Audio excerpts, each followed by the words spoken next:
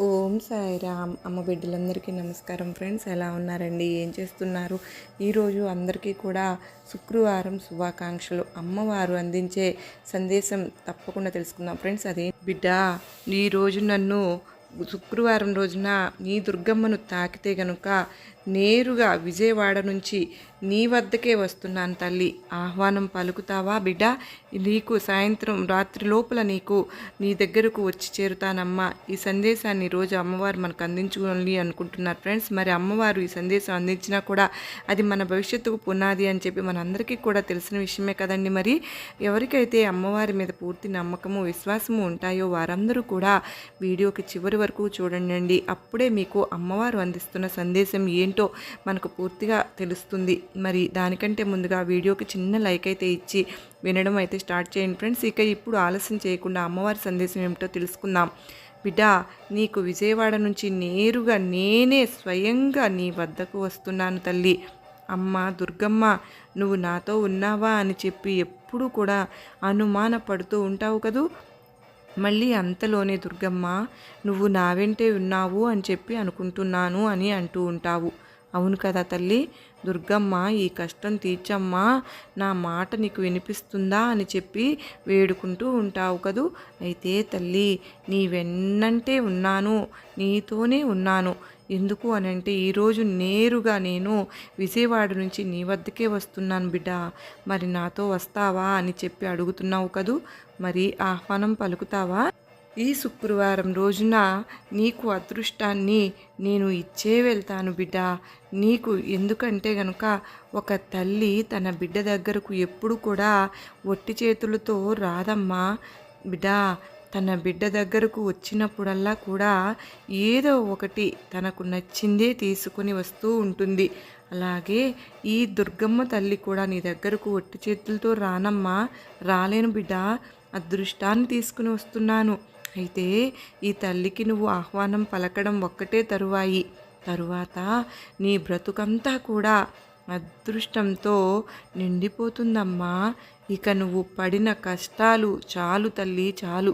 నువ్వు తుడుచుకున్న కన్నీరు చాలమ్మా. ఎన్నో అనారోగ్య సమస్యలను అనుభవిస్తూ ఉన్నావు. మనసంతా కూడా చికాకుగా అనిపిస్తూ ఉంటుంది కదూ. ఈ కష్టాలను బాధలను నువ్వు తట్టుకోలేకపోతున్నావు.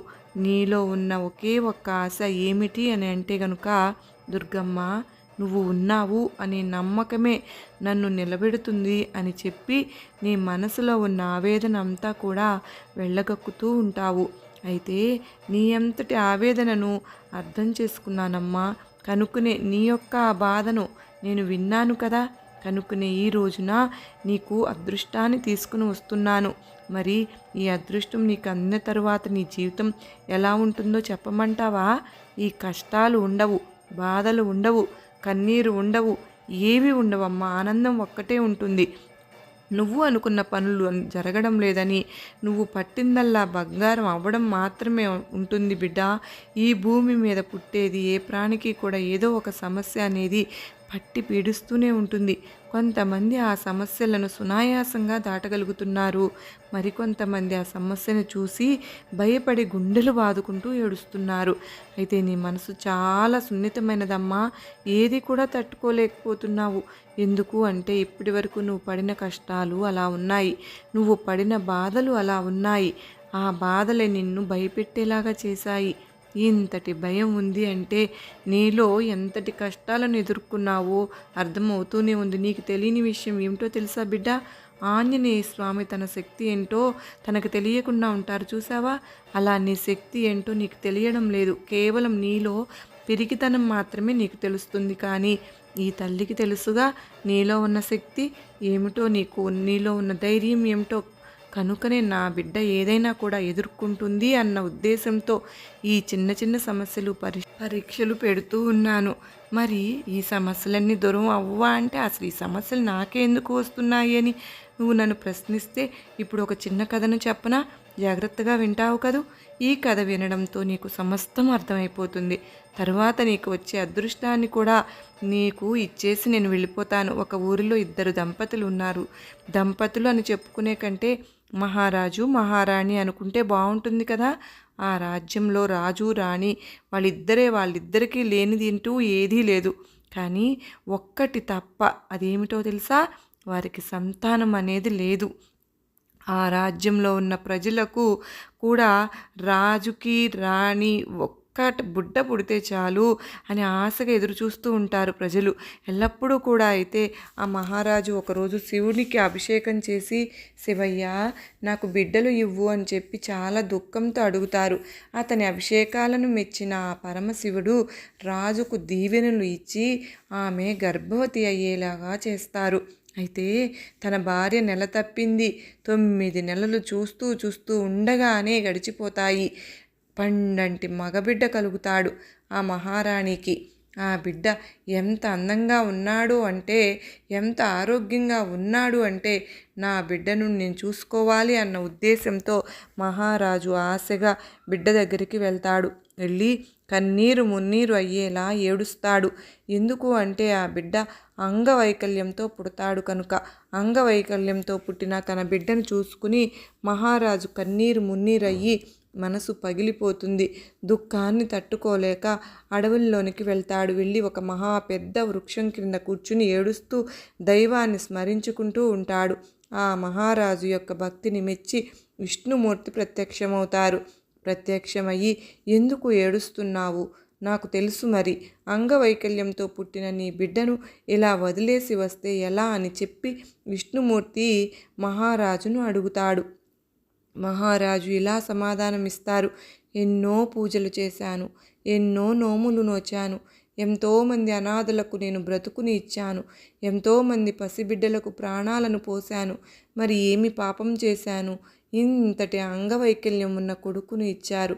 అసలు నేను చేసిన పాపం ఏమిటి అని చెప్పి ప్రశ్నిస్తారు విష్ణుమూర్తిని మహారాజు. అప్పుడు విష్ణుమూర్తి ఏమి సమాధానం ఇస్తారు అంటే కనుక, నాయనా, ఏ జన్మలో చేసిన పాప పుణ్యాల ఫలితమో నీకు అంగవైకల్యంతో పాటు కూడిన బిడ్డ జన్మించాడు.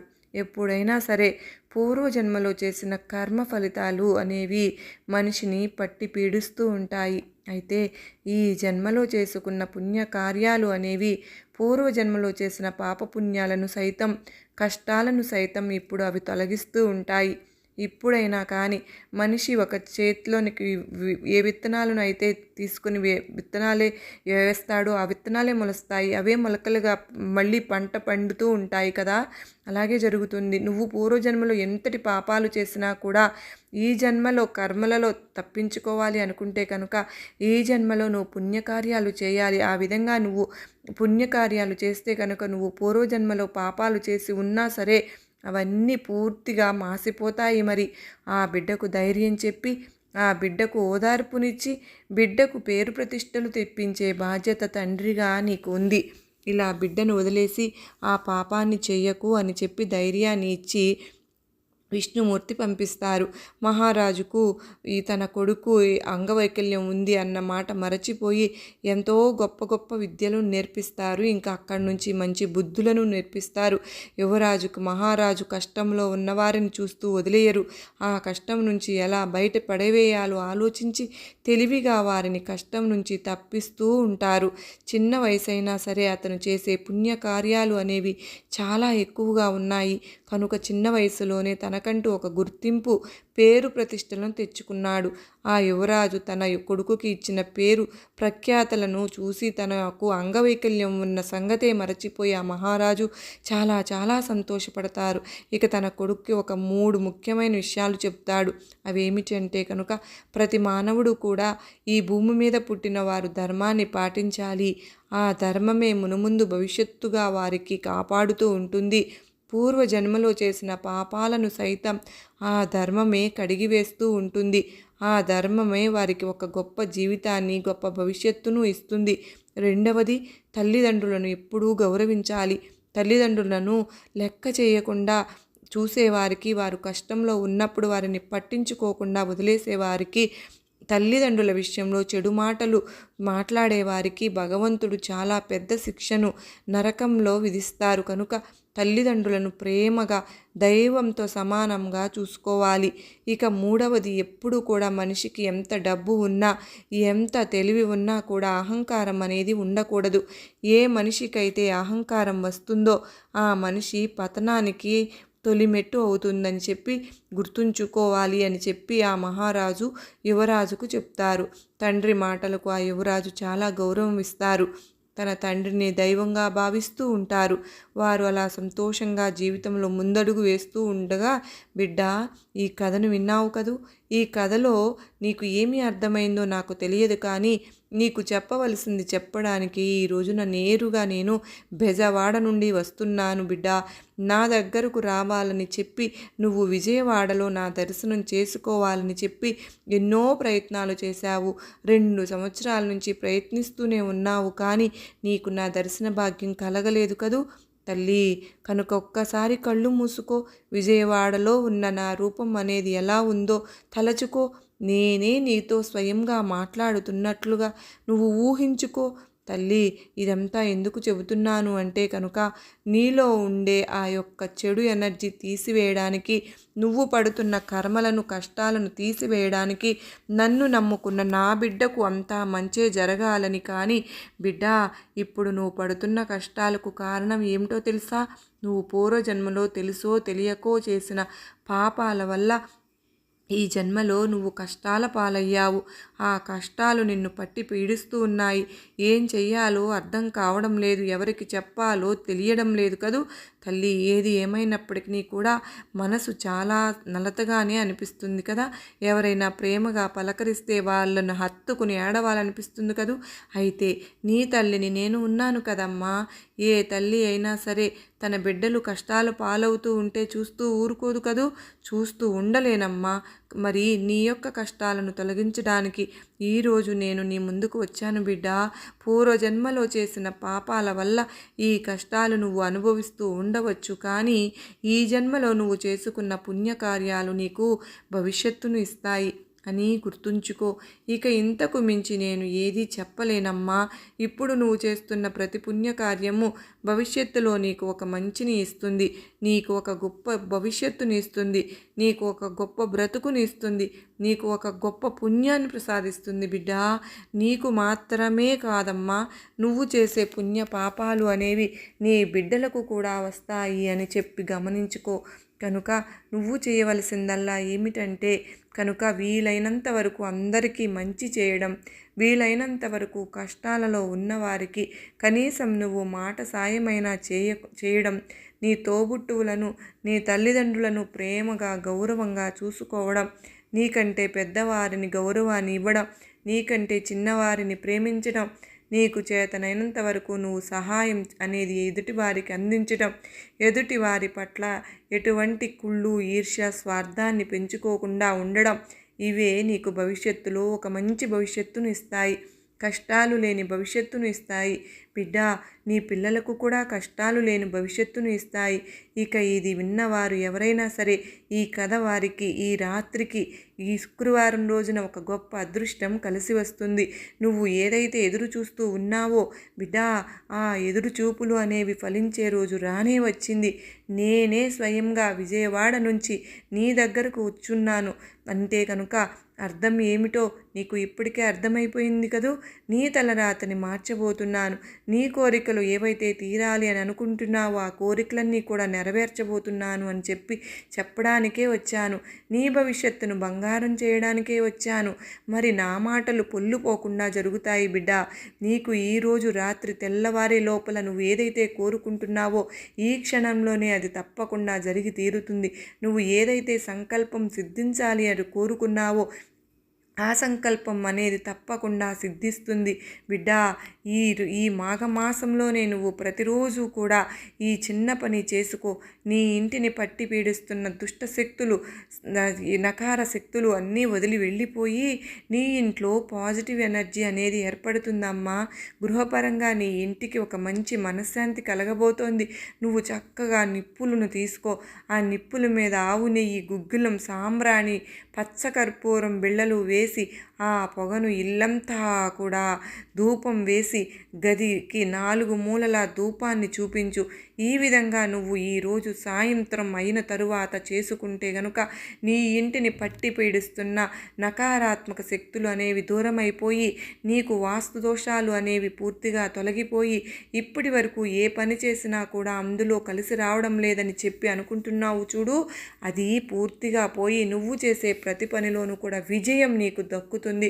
ఇది విన్న మొదలు నువ్వు ఇలా చేస్తూ ఉండు, అసలు వదులుకోకు. నువ్వు ఇంట్లో మామూలు సాంబ్రాణి పొగనైనా వేసుకునే ప్రయత్నం అయితే చెయ్యి తల్లి. నీ ఇంటికి అదృష్టం పడుతుంది.